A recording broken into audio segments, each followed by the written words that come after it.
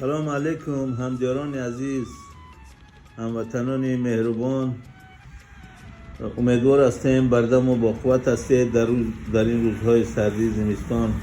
خداوند خانه‌تان پر از گندم و از روشنی باشد.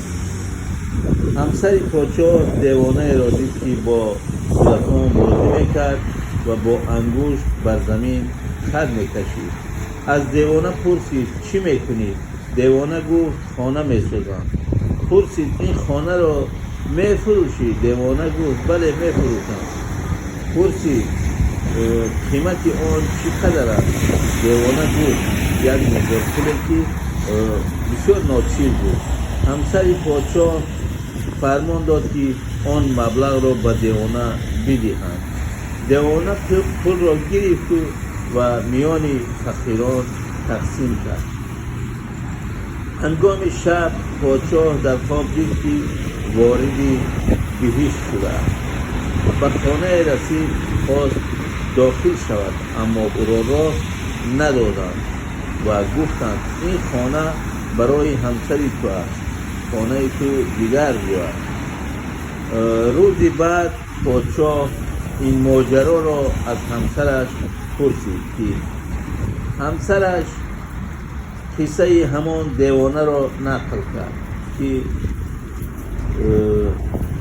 خلاصه پادشاه نزد دیوانه رفت و او را دید که باز همان با کودکان بازی میکند و با انگشتش خانه میسازد.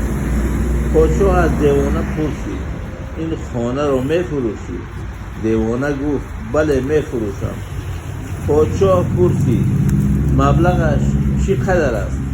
دیوانه مبلغی را گفت که در جهان نبود.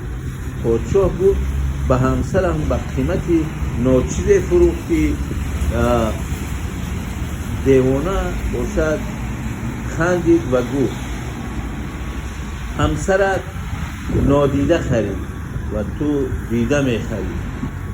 میان این دو فرقی بسیار کلان است. خلاصه ارزش کارهای خوب به این است که برای خدا باشد، نه از برای معامله با خداوند. دل به دست آوردن حجی اکبر است، از هزاران کعبه یک دل بهتر است.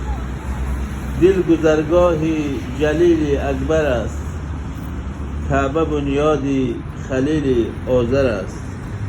سلام علیکم و رحمت الله و برکاته. پایان نوار فکر و غرض خود را نویسید. خداوند مددگارتان باشد.